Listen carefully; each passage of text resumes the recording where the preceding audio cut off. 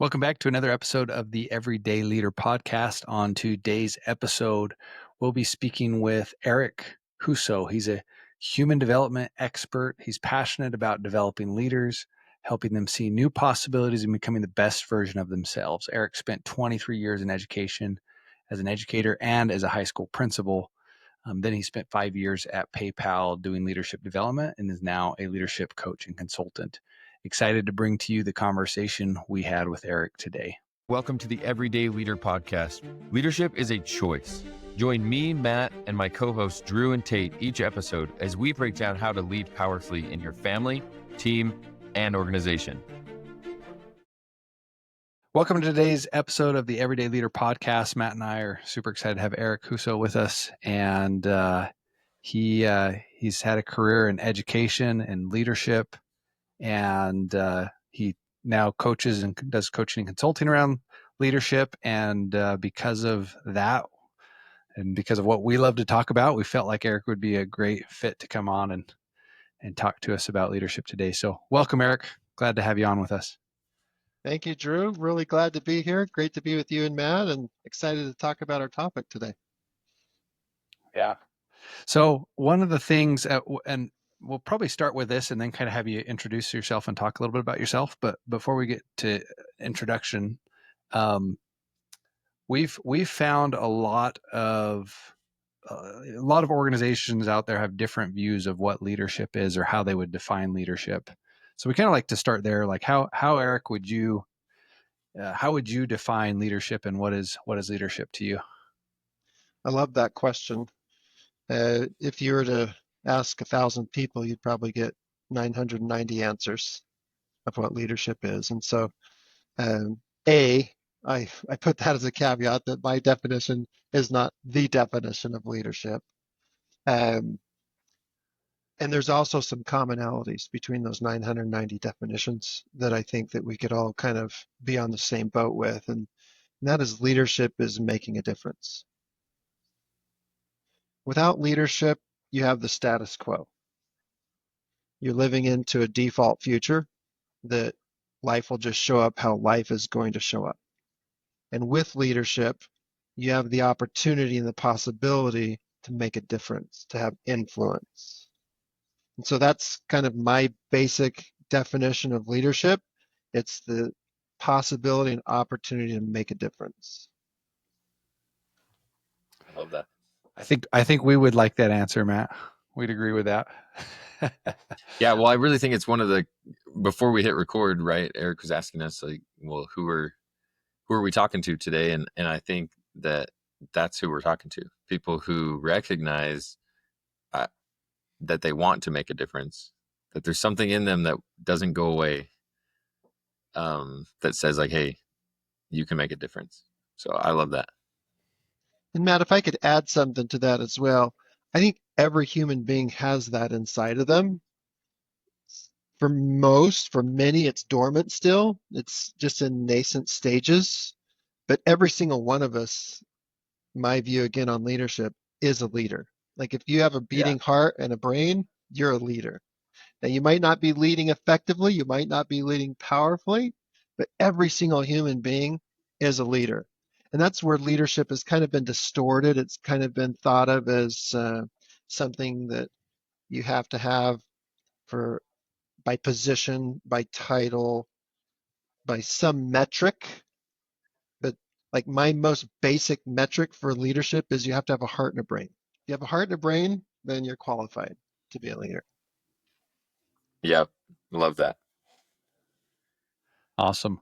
Well, Erik, tell us for our listener, tell us a little bit about your background and what got you to where you are now, and why leadership is maybe a topic that's so important to you.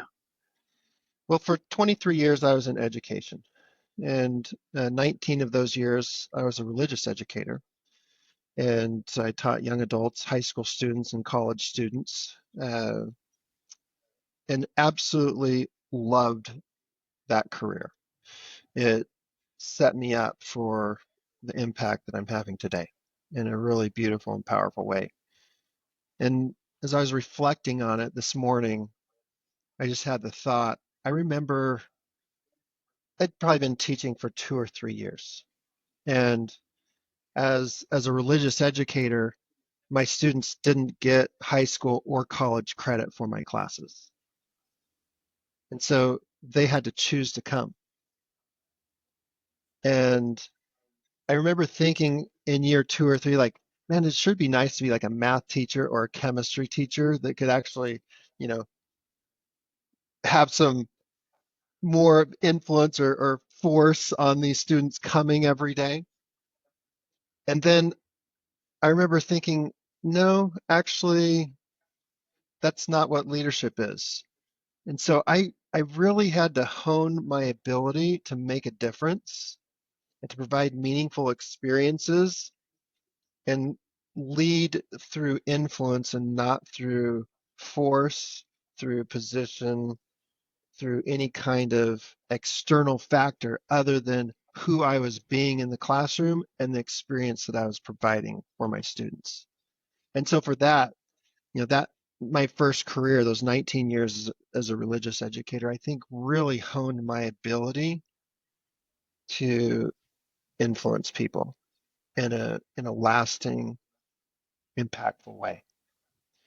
So I did that Yeah, for 19 years. I did a career shift. I went into a charter school and had the opportunity to create some leadership development programming for a charter school organization here in Arizona. And once again, saw the fruits of my first career as I'd been trained by some of the greatest teachers on the planet, and being able to take that training and provide that for this educational institution was was a gift. And so did that for a bit, and then they asked me to open up a school. And being a high school principal is never on my bucket list of, greatest jobs on earth. They make TV shows about the worst jobs on earth, and high school principal might get on that list. But it wasn't on my bucket list if this is what I really want to do. But as we talked about it, and I thought about the opportunity to start a school and set its trajectory, this would be a school that my own children would attend and really create a different educational experience for my children, because that's one of the frustrating things as a parent, especially as a parent that was an educator, is having your own children go through the education system and having them have below average experiences at best. And so wanting them to have an upgraded educational experience influenced me to say yes. And so opened up a brand new campus here in Gilbert, Arizona, and had the privilege of leading that campus for a couple years. And then had another opportunity to do a career change and went to PayPal and did some leadership development work for PayPal, and was there for 5 years. And now for the last year, I've been on my own doing leadership development coaching small, medium-sized business owners and leaders that want to upgrade their leadership. So that's kind of a brief background of my career. that's awesome. If we can go back to something you mentioned when you were talking about like early on when you were teaching, and that you realized that had everything to do with who you were being and not so much like these external factors. I think that's so huge. And it's also a concept that I found, and maybe initially, and likely initially for me, it was as well. And I find a lot of people that I strive to explain that to, that it's a little bit foreign. Can you tell us a little bit more about what you mean and how someone can start to understand who they're being in a classroom or in their leadership? Matt, the great question. This concept of being is totally foreign for for most people, especially we're in a performance culture. We live in a performance culture, and so there's a huge emphasis on doing, right? And so, if we were to rename our species, we'd rename our species as human doings, because that's what is emphasized. What are you doing? What are you doing? What are you doing? Doing, busy, busy, busy, do. And me personally, I have not always been comfortable with just being. I didn't even understand, like, what does that mean, just to be? And I don't know that I have an easy answer for you. Even still, I'm experiencing it now. I'm exploring it now. What does it mean to be a human being? What does it mean to be? But what I learned then, to answer your question specifically, is like I had to be a certain way for my students to have the desired outcome.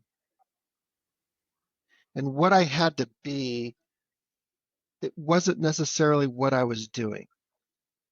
It wasn't all the techniques, but I had to be love.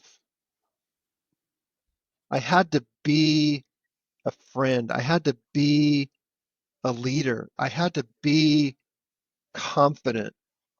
I had to be humble. These are all things that I had to be so that I could be the very best version of myself to create the experience of the outcomes that I was hoping for my classroom and students. So I'm sorry I don't have a more like clear answer. I'm in the discovery phase myself, of trying to really understand what it means to be. But what I do know is I have to let go of the need to always be doing to really understand that idea of being. Yeah.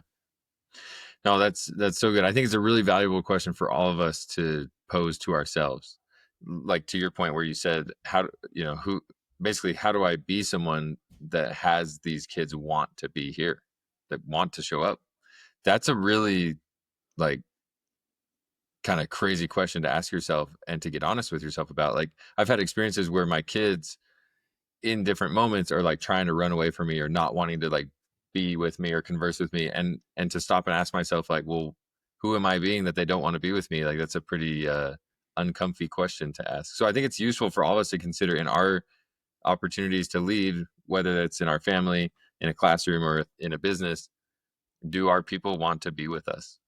Yeah. It's a pretty Yeah, important question. that's one of the most powerful questions we can ask ourselves in any scenario. You gave two, like with your kids and with your employees, if you're a business owner, like who am I being that my employees do or don't want to be with me? Who am I being that my kids do or don't want to be with me?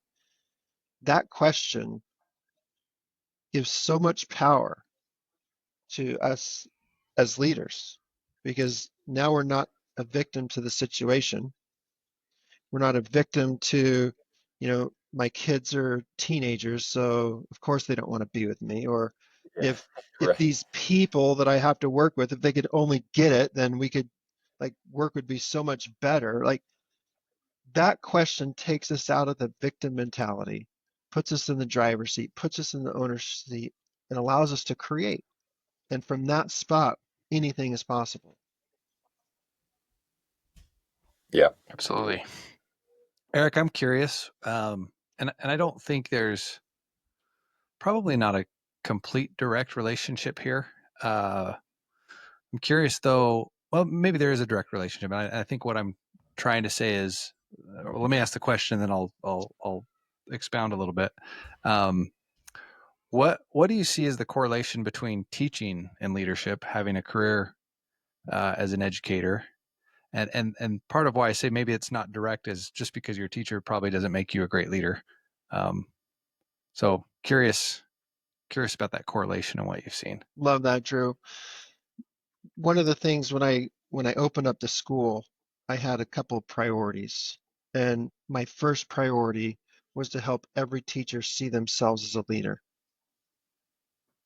My experience is that most teachers did not see themselves as leaders. So we would do a little exercise, and it was think back to a teacher that had an incredible impact on you, that still, even to this day, 10, 20, 30 years later, you haven't seen them, you haven't spoken to them, but you still think about them and they still have an influence on your life. And everybody has one. You say that, and everyone's like, oh, yeah, Mr. Jones, Mr. Hattler, whoever it was. Like, we all have that teacher that is still influencing us today. That's leadership. But teachers didn't see themselves as leaders. And so I planted that seed with them. Like, this is what we're doing. It's beyond our subject. We're not teaching math. We're not teaching English. We're teaching students. We have this title of teacher, but we're a leader.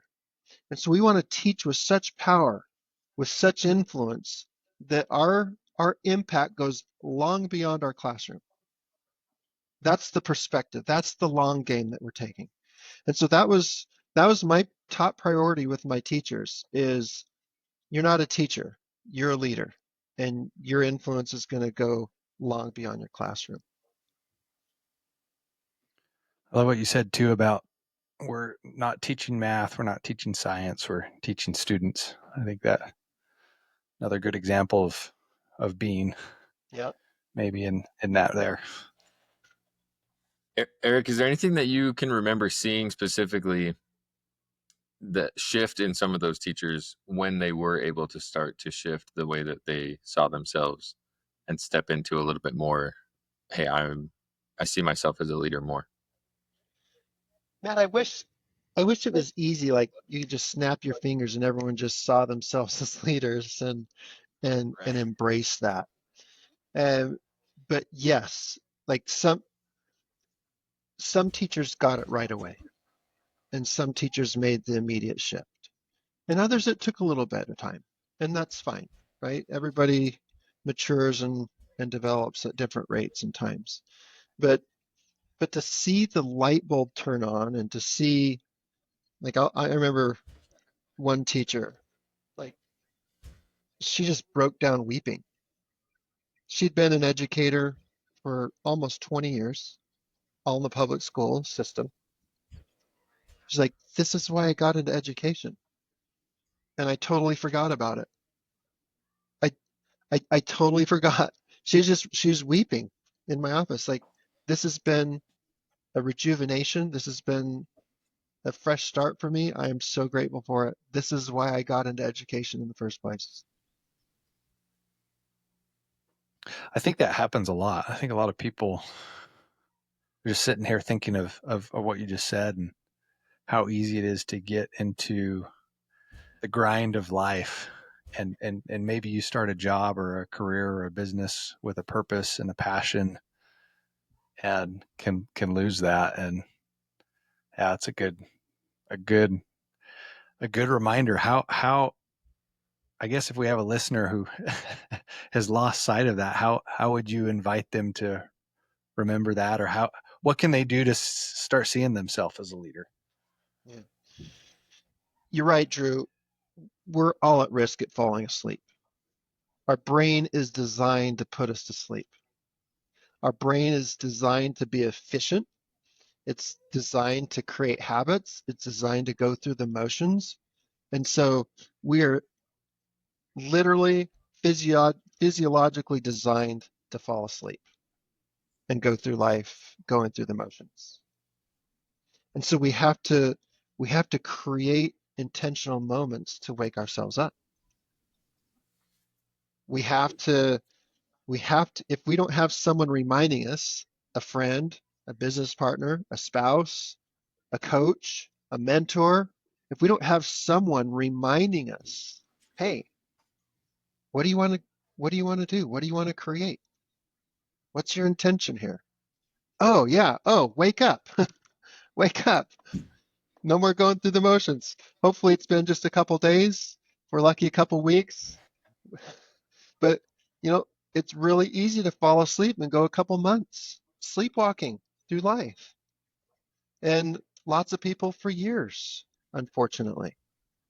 So that's the value of just having conversations like this, where I can stop and pause and say, okay, where am I sleepwalking?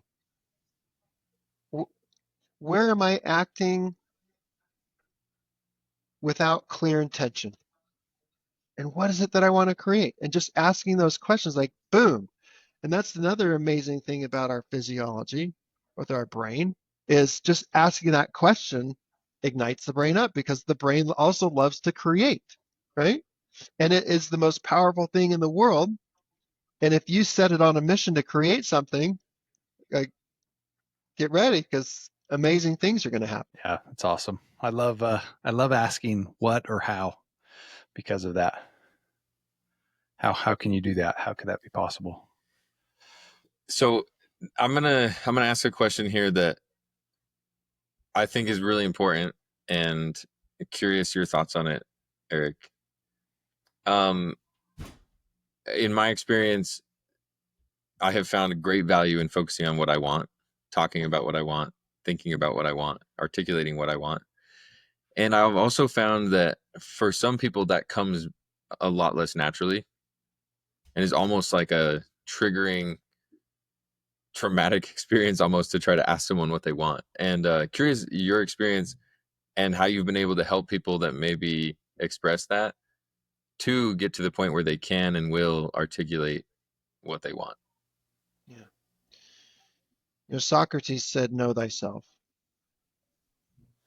and it's it's a tragedy that most of us really don't know ourselves. We haven't spent enough time with ourselves to really know ourselves. And whether it's our upbringing, our parents, our family, our spouse, our children, our teachers, our culture, all these things are are just being kind of downloaded onto us. This is what you want, this is what you need, this is how you should act, this is how you should be. All these things are just being downloaded on us, all with good intention.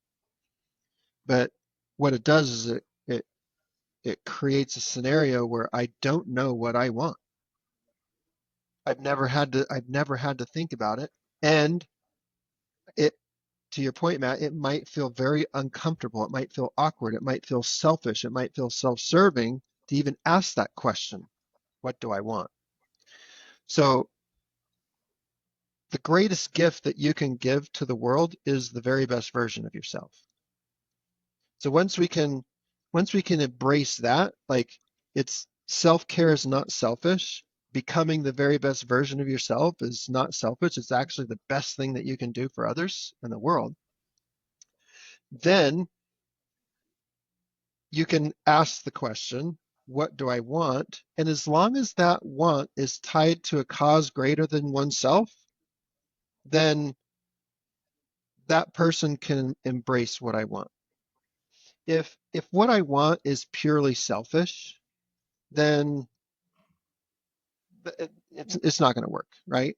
And it's also not going to generate the passion necessary to work through the problems. And it's frankly somebody that I wouldn't want to work with anyway as a coach if somebody's just purely wanting something that's purely selfish. And so, A, get to know yourself, peel off all the layers. What do I really want? And then tying it to a cause greater than yourself. And then I find that people blossom in that space. That's great. I love that.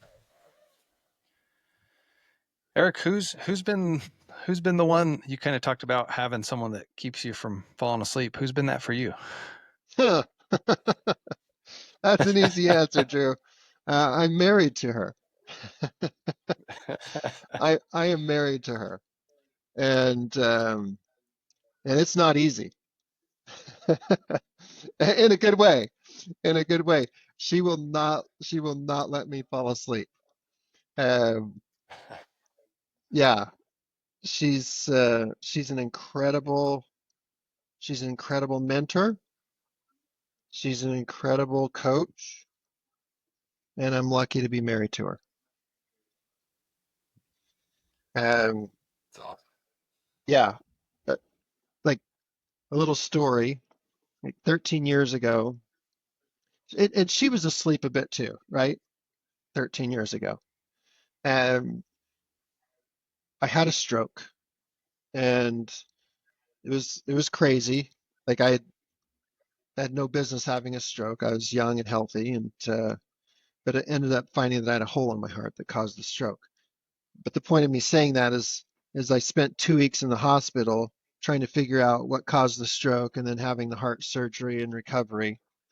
And it was the first time in our married lives that we paused and asked those questions. Wait a minute, how did we get here? Like, is this the life that we intentionally chose, or did life just show up this way for us? And it had just kind of showed up for us. And, as an educator, you don't make a ton of money. And so she was doing a couple, we have 6 kids, so she's raising 6 kids and she's doing a couple home-based businesses. And I have 2 jobs. I have my teacher job and I'm cleaning and building swimming pools. And life was crazy and chaotic. It's like, is this the life that we want? Or is there something different that we can create? I'd never asked that question before. I'd never paused. And in this case, I was forced to pause, right? You're just sitting in a hospital bed for a couple weeks. So it gave us the opportunity to ask those questions, to answer those questions.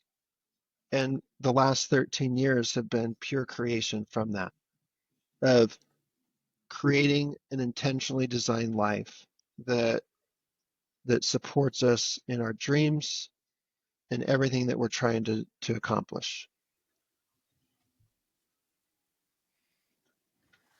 It's awesome. It makes me just grateful and happy for you and for everyone listening. Like that, that's one of the coolest things about recognizing that you're a leader, is that choice is yours. Any moment today, we say today's the day all the time. Like today's the day. If you're experiencing anything like what Eric's describing, well, cool. Today's the day to wake up a little bit and take some action and start to figure out what you want. Take a look at your life the way it is now. Yeah. And Matt, I love that mantra, today is the day. And you don't have to have a stroke to ask that question, right? That's And right. and the Did you beautiful recommend something else, Eric?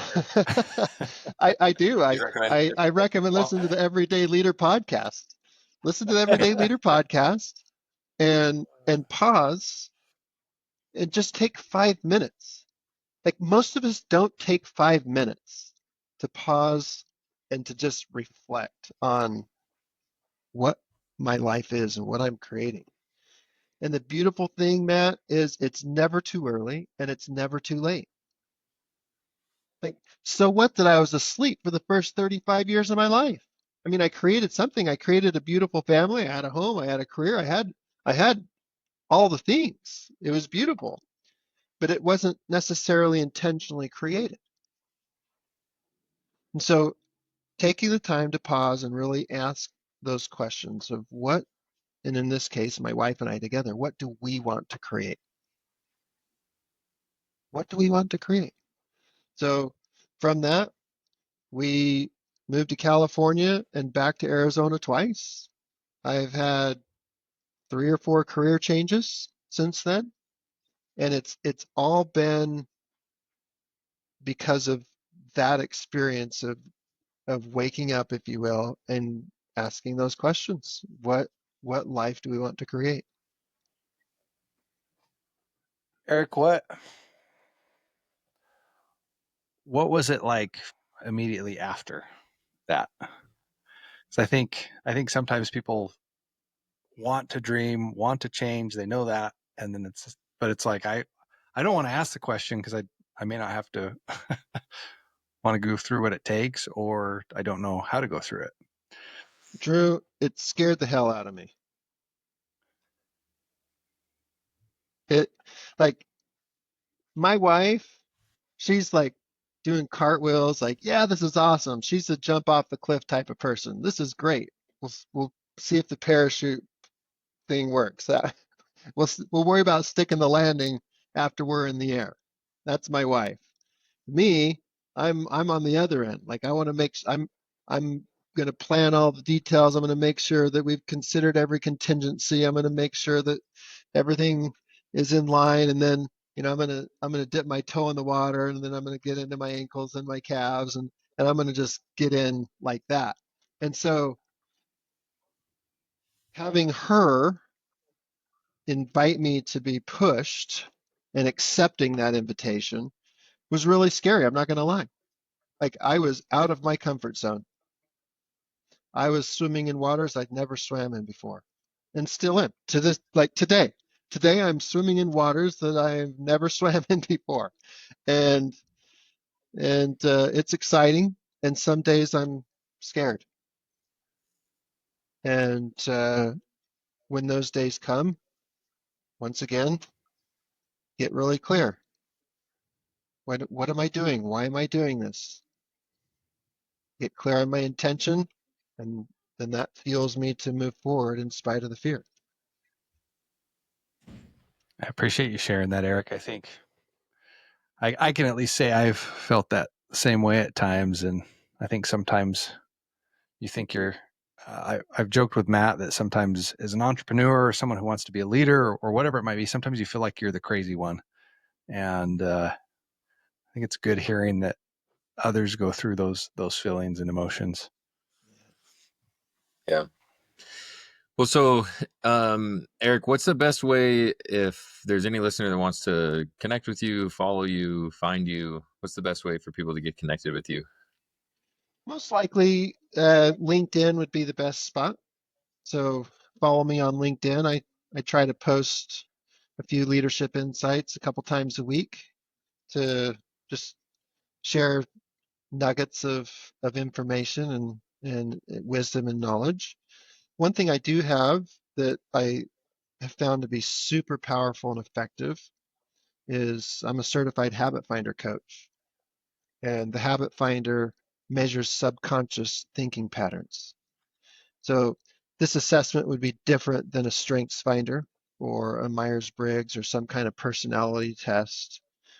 Those those tests are wonderful, but they measure more downstream behaviors and actions, where the habit finder goes upstream and measures the thinking patterns that create the strengths, the thinking patterns that create the personality. And so it has the opportunity to be more transformational than your traditional personality test, which have some issues with subjectivity. Uh, and and most people that take those tests find it interesting. Oh yeah, very interesting. It's kind of, yeah. But the habit finder has the opportunity to be transformational because you're going to the source of these are my mindsets that are operating in the subconscious background that are then creating this personality, that are creating this. So for your listeners, I'm happy to do a free debrief of of your habit finder results. You don't have to do the debrief, but you can take the habit finder for free. And I'm happy to do a free debrief for your listeners as a gift. But you would do that at Is that habitfinder.com/Erik. habitfinder.com/Erik? We'll make And sure that's Erik also in spelled the the show Norwegian notes. way, Erik. Yeah. Awesome. Oh, that's great. Appreciate that.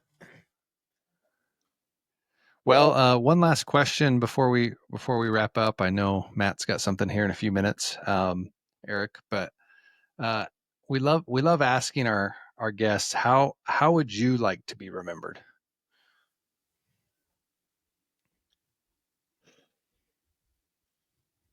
That's a great question. If if I help you be the very best version of yourself, if I help you see your true value and potential, then I've been successful. And so, to anybody that I've ever worked with, if they're a better version of themselves, like I'm a better human being because I worked with Erik or Erik was my teacher, that's how I'd want to be remembered, is that I left them better than I found them. It's awesome. Yeah, love that. Well, thanks so much, Erik. It's been great. Appreciate you coming on and sharing some of your story and your insights with us. Really, really, really valuable. Thank you. No, you're welcome. Yep. No, I feel like we could probably spend a couple hours getting deeper into some of some of these topics, and we might have to do some more of that, Erik. We just got started, Drew. Yeah. Awesome. Well, thank you, Erik. Appreciate you being on. And like I said, go follow Erik on LinkedIn and check out his assessment. And for those of you that are listening to Today's the Day. Thanks for joining us on the Everyday Leader podcast. If you're ready to take your leadership journey even further, subscribe to our weekly newsletter for more insights and practical tips. And don't forget to connect with us on Instagram to stay a part of our growing community. Just follow the links in the show notes. If this episode impacted you, please help us spread the word and share the link with a friend from wherever you're listening.